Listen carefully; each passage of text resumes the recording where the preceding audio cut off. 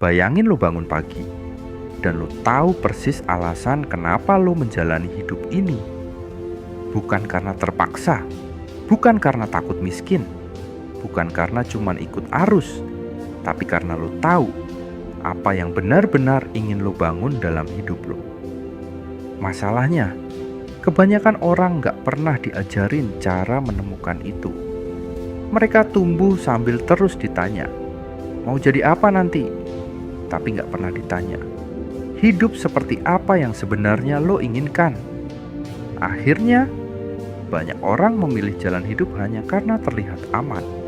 Padahal diam-diam, mereka kehilangan semangat hidupnya sendiri.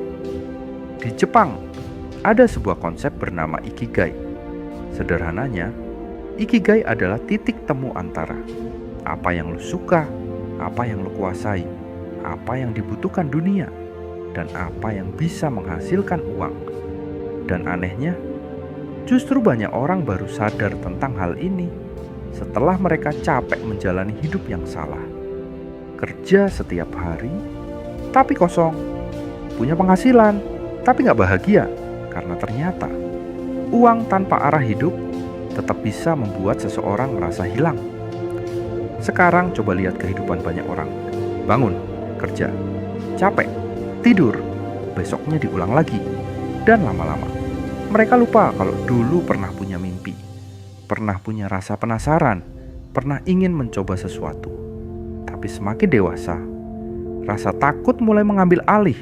Takut gagal, takut miskin, takut dihakimi, takut memulai dari nol. Akhirnya hidup berubah jadi mode bertahan. Padahal, mungkin masalahnya bukan mereka malas.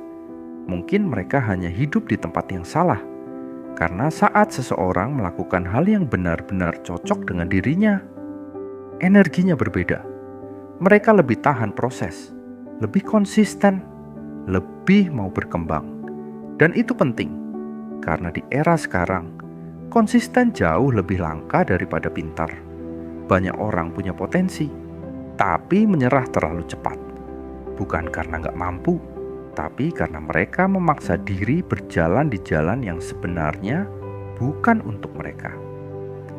Ikigai ngajarin satu hal penting. Hidup bukan cuma soal mencari uang, tapi membangun hidup yang membuat lo tetap punya alasan untuk bangun setiap pagi. Dan menariknya, saat seseorang menemukan hal yang mereka cintai, mereka biasanya berkembang jauh lebih cepat. Karena mereka rela belajar lebih lama, rela gagal lebih banyak, rela mencoba lagi tanpa dipaksa. Makanya sekarang, orang yang berhasil bukan selalu yang paling pinter, tapi yang paling tahan menjalani proses. Dan proses terasa lebih ringan kalau lo menyukai apa yang lo bangun. Coba pikirin ini baik-baik.